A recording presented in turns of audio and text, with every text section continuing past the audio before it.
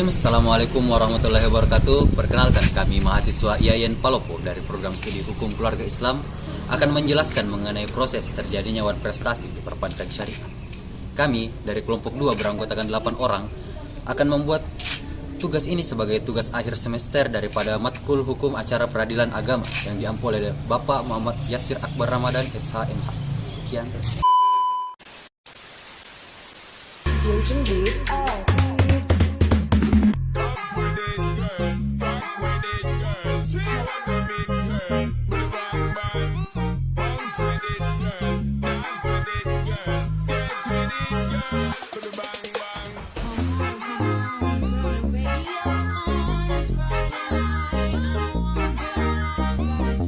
Mouth.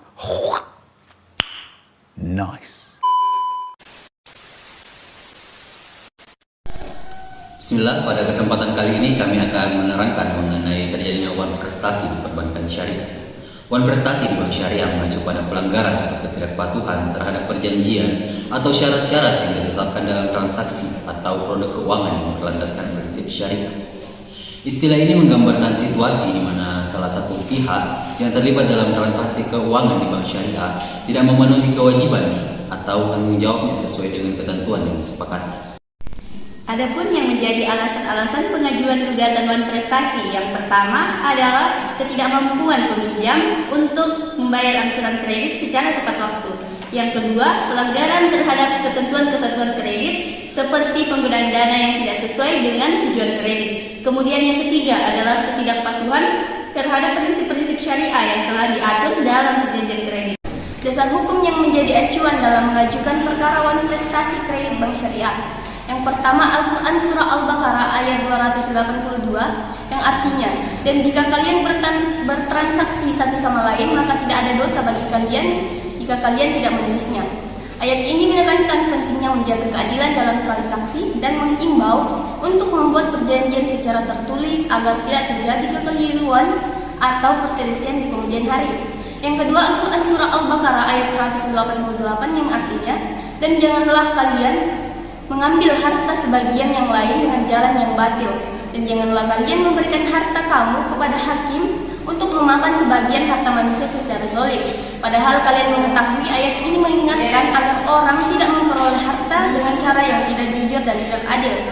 Dari Abu Hurairah radhiyallahu anhu, Rasulullah sallallahu alaihi wasallam bersabda, ciri-ciri munafik itu ada 3, yaitu apabila ia bicara ia berdusta, apabila ia berjanji ia mengingkari, dan apabila dipercaya dia berkhianat.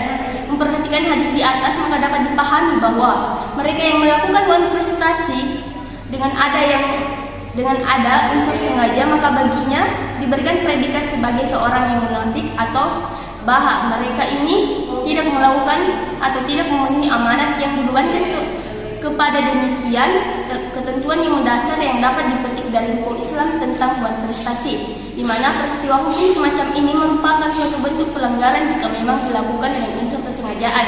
Akan tetapi dalam masalah-masalah yang dilakukan kealpaan akibat overmatch atau keadaan memaksa.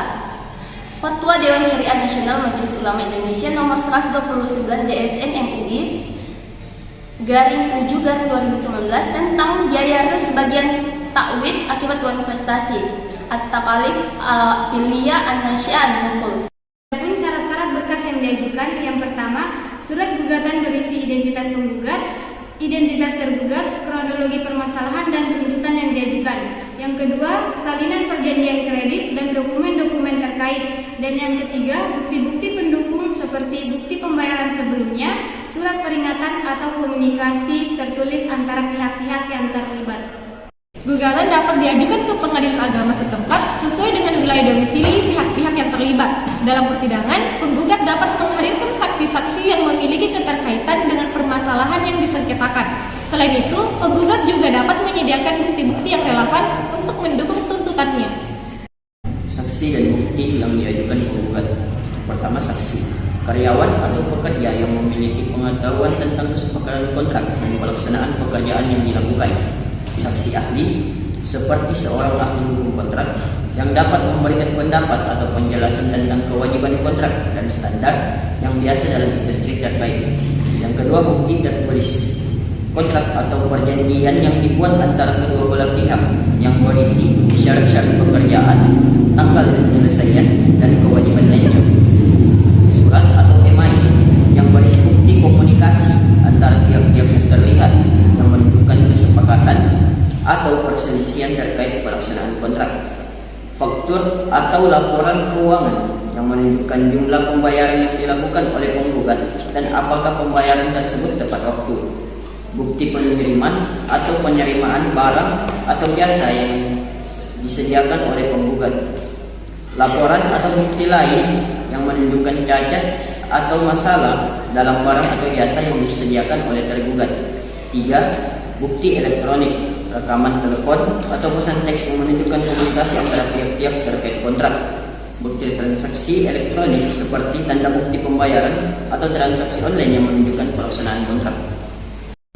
Adapun jenis putusan yang dapat dikeluarkan oleh Pengadilan Agama dalam perkara wan prestasi kredit bank syariah antara lain: yang pertama, putusan yang menyatakan bahwa terdapat wan prestasi dan menghukum tergugat untuk memenuhi kewajiban yang belum dilaksanakan. Yang kedua, putusan yang menyatakan bahwa tergugat tidak melakukan wan prestasi dan menolak tuntutan penggugat. Dan yang ketiga, putusan yang memberikan alternatif penyelesaian atau penjadwalan ulang pembayaran. Selamat datang di Bank Syariah. Silakan masuk. Terima kasih.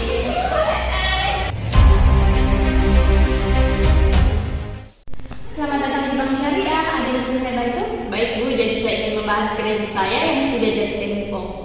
Baik, silakan duduk. Mari kita bahas tentang masalah ini. 3. Selamat pagi, saya Karina, pengacara dari Saudara Nur Amilan. Selamat pagi juga, saya Fatima, pengacara yang mewakili Bank Syariah.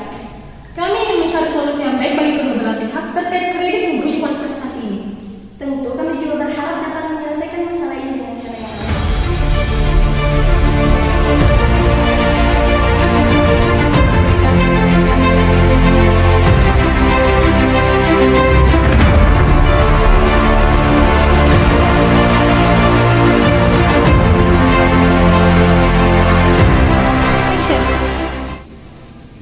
Dalam kasus transaksi kredit bank syariah antara Amilan dan bank syariah, hari ini kita akan mendengarkan argumen dari kedua belah pihak. Kepada saudari Karina, Anda bisa memulai. Terima kasih Pak Hakim. Pada tanggal 7 bulan Juli 2023, Saudari Amilan telah sepakat untuk membayar aksara bulanan yang telah ditetapkan oleh bank.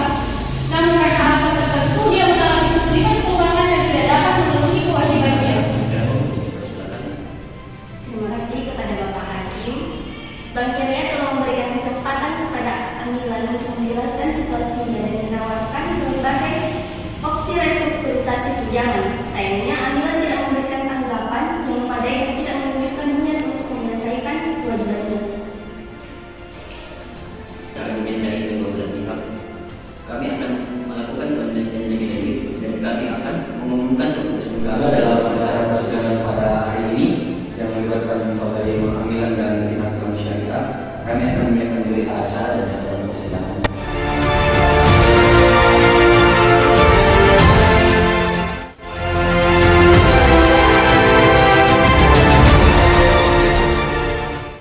Setelah mempertimbangkan argumen dari kedua belah pihak, kami menentukan bahwa Amilan telah mengalami manifestasi dalam pembayaran kredit. Oleh karena itu, kami memutuskan bahwa Amilan harus membayar sisa pinjaman bersama dengan bunga yang terakumulasi. Terima kasih Bapak Hakim. Kami akan memberikan informasi ini kepada klien kami dan berdiskusi